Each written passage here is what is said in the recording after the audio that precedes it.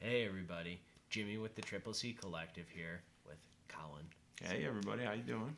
Yeah, today we are coming to you from Collin's couch. Yes, sir. CC. Two C's out of the three. But yeah, no, we're here to bring you Bad Batch Season 2, Episode 6, Tribe. Baby. Which I really loved. Strong episode. Really good. Really great episode. Yep. So let's just dive into it. We're at the Vanguard Axis droid ship. Which are like gangster droids. Yeah, That gangster smuggling droids, which is pretty sweet. I don't know how much we've really seen of No, that. I'm digging it.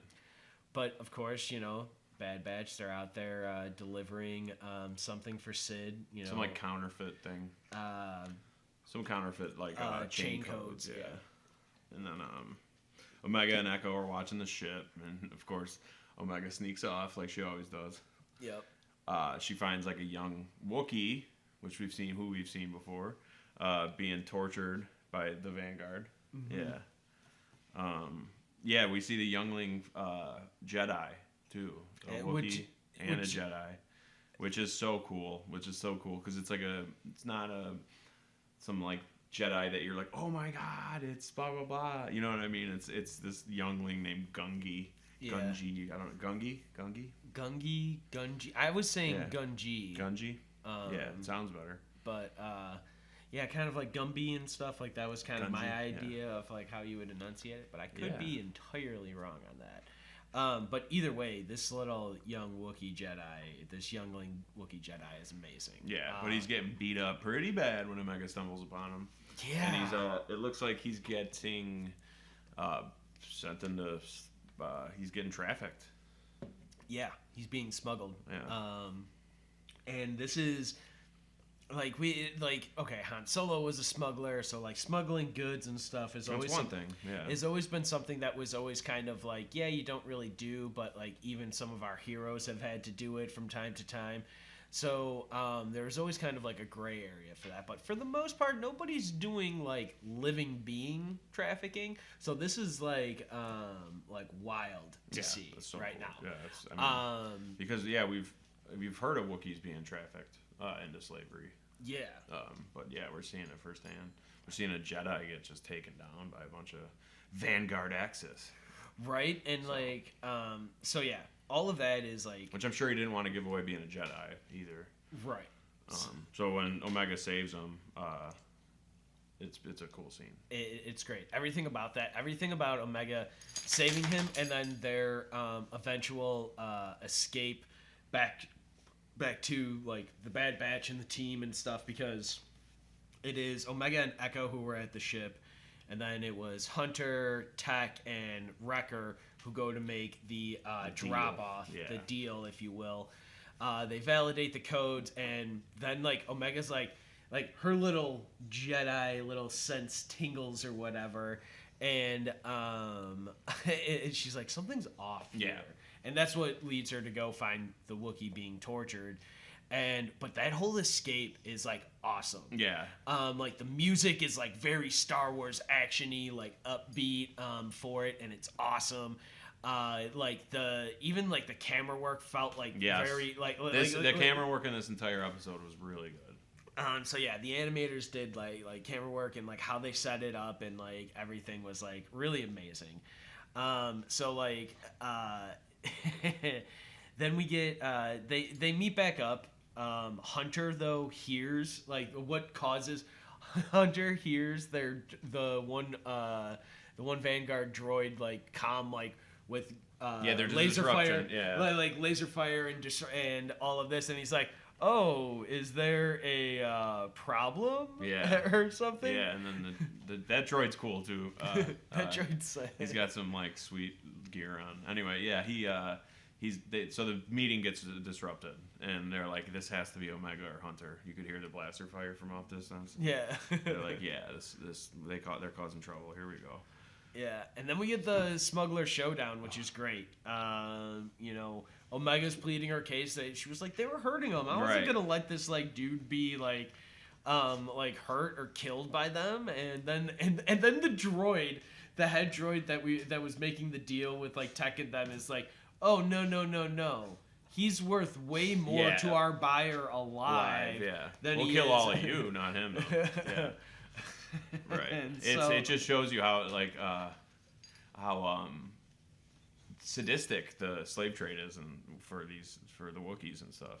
Yeah, like justice for the Wookiees. Yeah, it's crazy. Yeah, it's fun, but they're awesome characters to see again. Put them in more. I mean, it's a Jedi Wookiee, man. Yeah. Like this is coolest. This is just like amazing stuff to see, and I hope that like. I mean, so it's cool when the Bad Batch does when Echo comes up and you see Gunji scared. Yeah. He's definitely scared. He runs away, and then they're like, "What's going on?" And they're like, "Oh yeah, Order 66 happened and all that stuff." Yeah. That was pretty scary.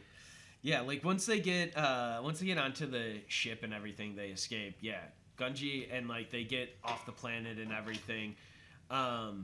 They like Gunji is still like weary. He almost doesn't even get on the ship to begin with, which is like because like again Order 66. Yeah, and there's a communication issue too. Hunter you could tell he kind of can tell what he's saying sometimes.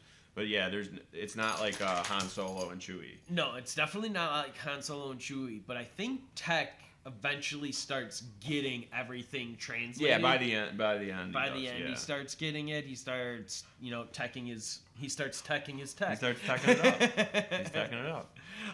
But that whole ride on the ship is really great and really awesome because it does show. It shows the like kindness of kids, really. Yeah. Like something that Hunter. And like you can only assume in like the in like how Hunter responds and like the conversations that we later see with like the spoilers, the Wookiee village that we see. Exactly. But that's the point. On the ship, we find out we're going to Kashyyyk. Yeah. To Kashyyyk. Kashyyy's fun. The Wookiee planet. It's scary. It's you're going there. You're going to a specific village they're trying to get to. Well. That's the cool thing about this episode is that it's not like as much as I loved like the previous episodes and like how I also want to see like what Crosshairs and a little bit more of the Empire is doing. Yeah, this is a good way to do it. I wish we would see a little bit more. This is a good way to see it in like the grander Empire things of what's going on, but I specifically want to see a little bit more Crosshairs. Yeah, well, for sure, we all do. But they got 20 episodes. They're not gonna give you 10 episodes of Crosshair. And that's fair. Yeah, and that's fair. Yeah. So like this is something that was really great because I was preaching to the choirs about like this is like Indiana Jones show, and like the more I thought about it, is like I really liked it. I liked the adventure show. I thought after that, I'm like, we don't need to even go to Indiana Jones. We got Dr. Aphra. Yeah. She can be the Star Wars Indiana Jones. And she's a great character that hasn't showed up. And Black Chrysanthemum has, and she's closely related to him. Yeah. So the opening's there, even in live action. And maybe she'll show up in Ahsoka. But she could definitely show up in this timeline. Yeah, that would be great, actually. Yeah. She's so funny. Her and I forget what her 000, I think it is. The droid she goes with, it's like a murderous C-3PO. It's insane. But yeah, she could be our introduction into that type of stuff. You know what I mean? We don't even need to go Indiana Jones. We could keep it in Star Wars and get Indiana Jones in a cool way. Because that's what she's about. She's super gray. She's super, like, in the middle. Yeah. She's definitely going to just do whatever it takes to get what she needs. Yeah. She'll work with Vader. She'll work with Jedi. Well, we get to Kashyyyk, and Gunji has never been here. He's been there, but he was born. This is kind of like one of those sad things about the Jedi. Yeah, where it's like, oof. He like has dreams about being here or like seeing this place. Yeah, he was born there, and then the Jedi swiftly took him. Yeah, because he showed trained him for the promise of Jedi. everything. Of that. Yeah. So that's kind of one of those things that like I don't know. Yoda's always had good relations with the Wookiee. Yeah, definitely. But he's so old. Like I don't know. I don't know. It's weird that they take younglings like that. To me, always.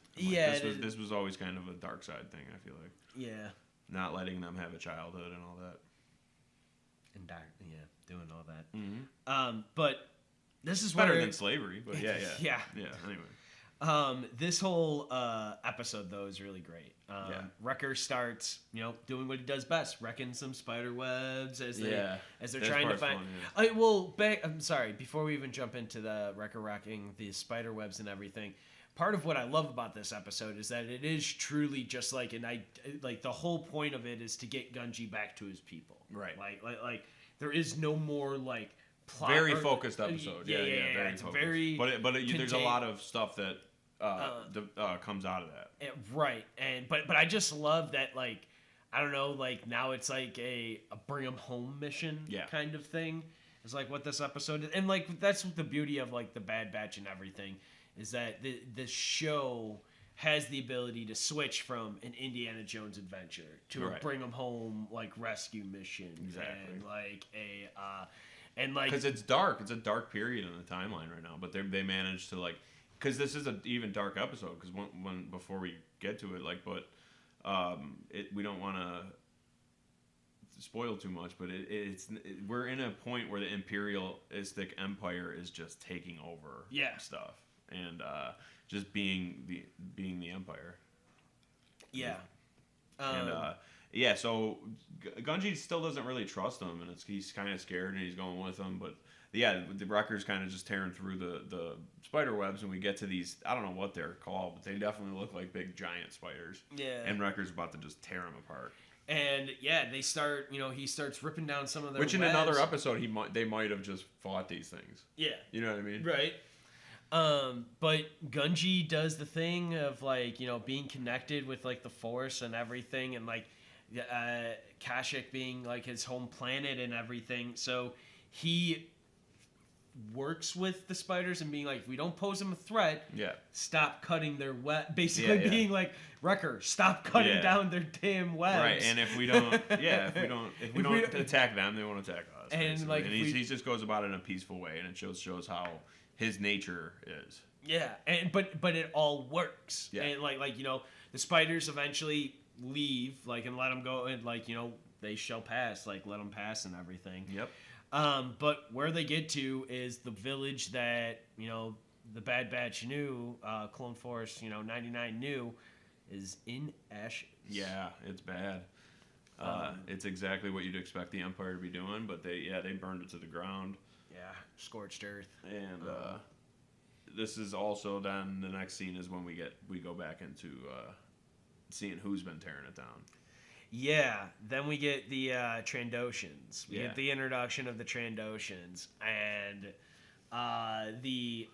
so the last time we saw Trandoshans and Wookiees in like the Star Wars like Disney Plus like series was like in Book of Boba Fett. Yep. Like, and that was cool. Yeah, that was definitely cool. It was because they're a race of just hunters. Like they're a hunter race, and they're in this, and they have old Imperial tanks and stuff, and they're just tearing through the Kashyyyk and just like taking what they can, and just burning what's left. And burning Scorched what's earth. left, just taking whatever the Empire like jobless, like that's basically what they are. Is, mercenaries, mercs for hire. Yeah. For them, and but man, this was wild. Seeing like the Trandoshans, seeing the Wookiee being taken hostage, and Gungi just leading the way, being like, nah, this ain't happening. Yeah. We ain't doing this. Because this is going they're going into slavery. They're gathering. They're either killing or they're either making the pelts, which like we hear like later on, like the one Trandoshan like Virdamore or whatever, like their general or whatever on that planet on that mission, is saying he's offering 100 pelts later on for like Wookiees to be able to bring in that Jedi. Yeah. So like there's just some like deep seated like hate and stuff there, and like it was wild to just see it brought up here in Bad Batch, but of course like it's there. I don't find a more fitting place than to put it here. True, exactly. And so like this was great, but they they fight the tanks. This is when the green saber comes. Gungi's green saber comes out, and he starts they realize who they're not just fighting another Wookiee. Mm-hmm. They're fighting a Jedi. Yeah, the Trandoshans do, and which is more money for them. Like they're kind of excited, but like they're also scared. Yeah, I mean a little more respect. Put some respect on his name. But this whole fight sequence is just great. It's the cinematography in this episode was cool. It's so awesome the way that they execute everything, the way that they have everybody fighting, and like Gungi really like using his Jedi skills. It's like Jedi training and stuff to like really dismantle these people and be very like it was really great because you see like the idea of like the best of the best, like where Rey is at her best or Luke is at his best, Obi-Wan is at his best, like they're at the tip top shape, just executing, like going bam bam bam bam bam, right. And you see him basically do it. Yeah, and then him and Omega against. It's one of my favorite things. It's one of my favorite things because it's like that's like what keeps Gungi along is that he has the ability to still trust children like him, even though she is with them. She is not dressed like them, right? Yet, so like he still has like faith in her, but she's also proved that like, hey, I'm not actually trying to trick you or anything. Yeah, exactly. I from and to be fair, at this point they even saved him, brought him to the ship, brought him to this place. There's way more. He's not. Gungi's not as scared of them as he once was. He's more angry at this point, and I think it really shows. But it shows in his fighting style that he's able to hold back too. Yeah. I guess peaceful nature is always coming through. One thing I love which is good Jedi training that I love that they showed is like after this little battle here, there is some fire and stuff. They dig up the dirt, like all the burnt stuff around it, and start like throwing dirt and stuff on all the fire because there's no like real big lake or water source. There's no firefighter units or anything. Yeah, it's up to them, right? Like it's up to them to put out. They don't want to get tracked as easily. Absolutely. Yeah. And so all that's actually another really good point. But like that was just a wild like storytelling thing that I was like, huh. Yeah. Yeah, it's really cool. That makes it made way too much sense, but it's like, of course, like how are they going to do it? They don't have a ship with them or whatever.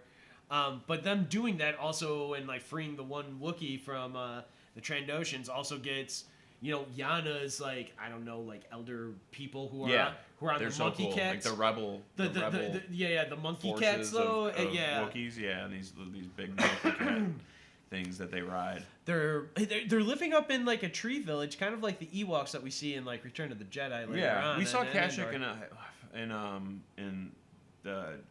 that game, and they had similar builds like that. What was that game? With Cal Kestis and is it Jedi Fallen Order? Jedi Fallen Order, yeah. Okay. Kashyyyk was in that, so it was really cool to see it, and it was very much I don't know, a sky village built up in the trees.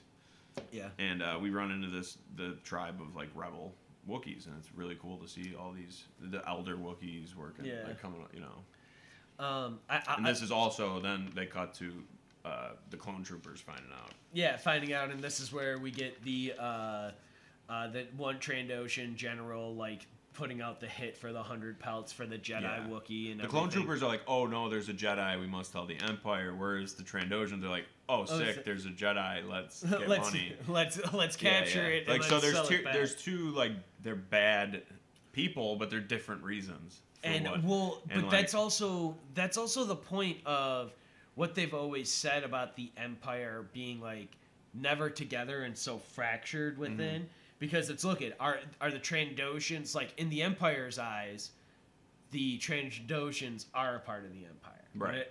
Like in the Empire's eyes of the Trandoshans. But the Trandoshans see themselves singular. Yeah. And like rubbing elbows and shoulders with the Empire, but not really being in it because they're able to still operate freely for these missions and like virtually control their own stuff until, they fail or whatever. Yep. Yeah. But they're definitely more about themselves and about their own thing and about their own culture, which definitely makes sense across the Empire. It happens across the Empire. They'd rather have numbers than loyalty. Yeah. Absolutely. Real loyalty. But this time in the Wookiee village is also really great. Wrecker really shines. Wrecker is a single gem throughout this entire episode. especially once we get here to Kashyyyk and stuff. Like he's just like really among his friends. Yeah. Like he loves the Wookiees. He could live there. He could live amongst the Wookiees for sure. He's like, let me get some of that juice. Yeah. He's like, I want some of that, that tree juice or whatever they're it is. drinking. Echo wants no part of it, but Echo's like, yeah. No, want no part of it. Wrecker's all about it. He drinks it. They're having a good time, and then they see the Imperial forces coming. Yep. They're on their way. Hunter's like, no. We're gonna stay and help you guys fight. Like we got it. He's starting to see a bigger picture. Like you can't just drop a kid off and just be like, all right, bye. Like you have to do something about it. You can't you have to finish what you started. God, this is gonna no pun. This echoes what Echo was saying. Is like we also have to make a decision on if we're like fighting. We'll get to that. We'll get to that for sure. Like we've got to make. Yeah, we'll get to that. And so but this is like reflective in it, and like Hunter's like, it's finally getting through to Hunter. What we need to do. Otherwise, we're gonna keep doing these other missions that are kind of what we want to do, and we need to split. We need to figure this out. Well, and this episode does answer a question I've had since the beginning. Yeah. At the end of it. Yeah. Well, ever since the beginning, I've been asking like what their purpose was, and in this episode, they clearly answer it by the end. In my eyes. But yeah, so they come up with a plan. They're trying to come up with a plan, and the Wookiees start avataring and praying to the trees. You know what I mean? And they're praying on the trees. This whole episode's very Avatar like, but it's. Man, when I saw this, the only thing I thought of was Randall Graves. Nice. Behind the counter in movies in Clerks 2 saying even the fucking trees walked in that movie. Right.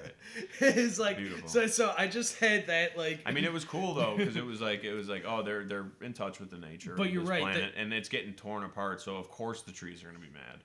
Of course the trees are going to want, or nature or whatever you want to call it, are going to be on the side of the Wookiees in this battle. Whether it's always they're going to be on the side of the Wookiees, I don't know. But it's if they stay in touch with that. Then. Side note, Dave Filoni also worked on Avatar: The Last Airbender. This is literally like from episode season 2 of I meant Blue Avatar.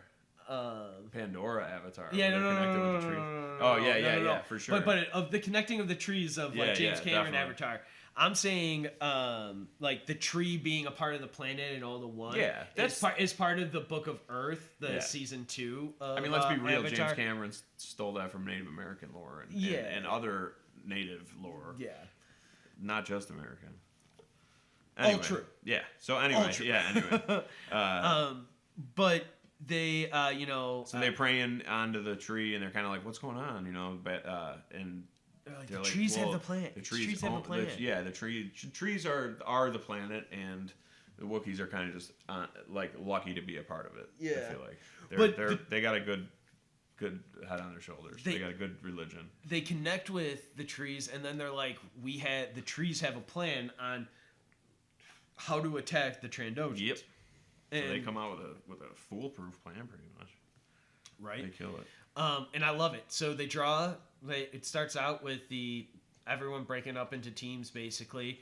Most of the Bad Batch, they start drawing them into the spiders. Yep. Which is like, as soon as I saw them do that, I was like, genius. Yeah. Because the Trandoshans are never gonna stop fighting, but since they know if you just drop your weapon or you stop or whatever, you close your lightsaber, stop firing your blaster, and you kind of just play dead or whatever, go limp, for lack of a better term. Yeah, they're not gonna do anything to you.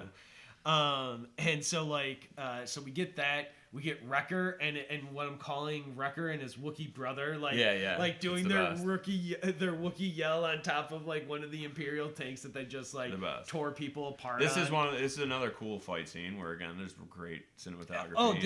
It's flying. It's really showing Kashyyyk off while having these cool foggy scenes where they're fighting across the planet. Yeah, because it's there's a bunch of trees and foliage and stuff. So but there's also all of the spider webs, and then there's the fire from the Trandoshans who are just literally burning, just trying just trying to burn everything down. Burning with flamethrowers, baby. Yeah, right. It's wild. They don't care. Not even a little bit. But Gungi goes after the Vandamore guy. Yep. Or whatever. And then I love when Hunter is like is it Hunter and it might be like Tech and Echo maybe who's with them. I think so. And they're like hiding in the bush, and then you just see like the spiders like just attack those Trandoshans so that are cool. out there. It's so great seeing and then, all of that while stuff. Gungi goes off and fights the big bad, for lack of a better word. The big bad of it. And like, you know, head of the Trandoshans. Vandermeer is an idiot, dude. Like, Yeah. like that fight with Gungi, like he's putting himself in like basically 360 degrees of like fire, like in a ring of fire. Right. And like I don't know why anyone thinks that's a good idea. No, never. Like that. Especially versus the Jedi, like right. But what I love about this the most is the choice Gungi has to make. Right.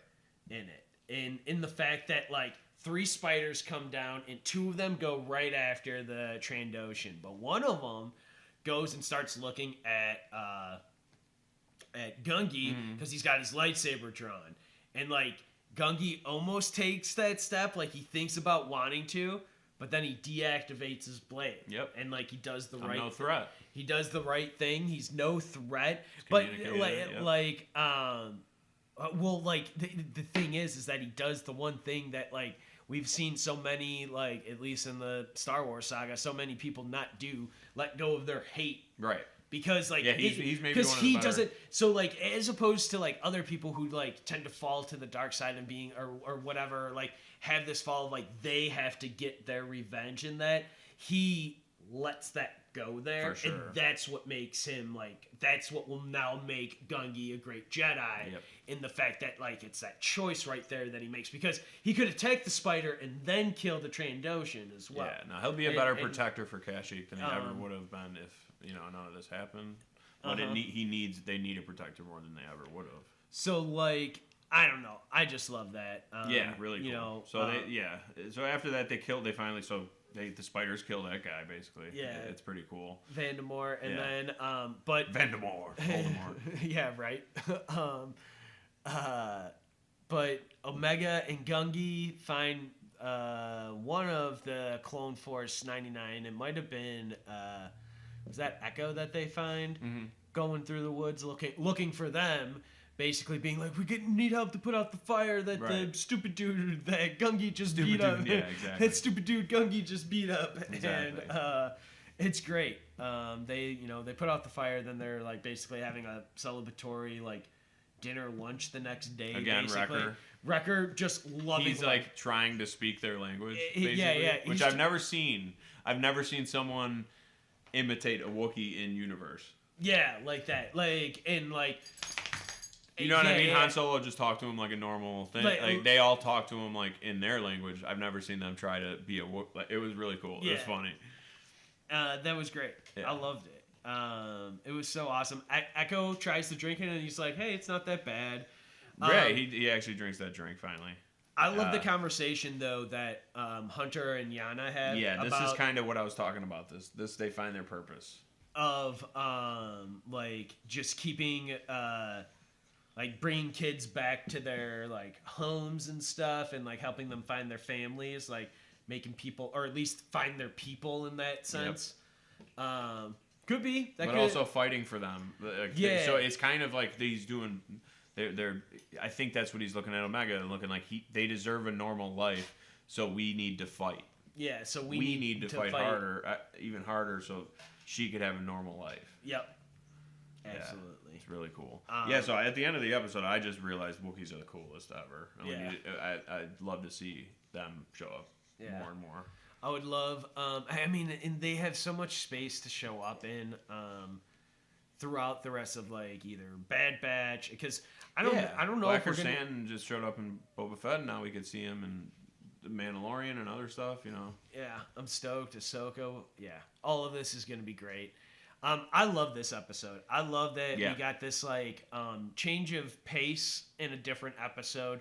Like a different style of story of telling of episode and stuff. So like I really like that change. It made me care about a Jedi that I didn't previously like necessarily, because he only showed up and like Ahsoka was giving him like they were like going to get their stones for their lightsabers. Yeah, they were getting their kyber crystals. So like you got to know a bunch of different Jedi, and he was just one of the young. Yeah. Well, he was one of the younglings that was there. Yeah, I loved it. I love that we got a Wookiee Jedi. Like Yeah. that was just cool to see. A new character. Yeah, a completely like new character that we haven't seen before, and I Right. loved it. So I thought that was really great. That's why I wore my Chewbacca shirt Right. here. And More Chewie merch. way more. But I think we're gonna wrap it up here. So I'm Jimmy with the Triple C Collective. I'm Collin. Peace. We wanted to thank you all for joining us here for Sci-Fi Sunday, Bad Batch Season 2, Episode 6, Tribe. Hope you all stay safe, and may the Force be with you. Like and subscribe. Bye.